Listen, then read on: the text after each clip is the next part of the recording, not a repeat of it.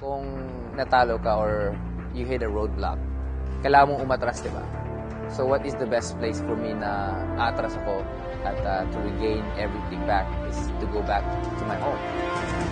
Gusto kong lumaban dito eh. This is my hometown, this is my territory. Alam ko na malakas at dangerous opponent itong si William Prado. Kailangan naming maging mautak. Nandun yung lakas at saka bilis. Everything.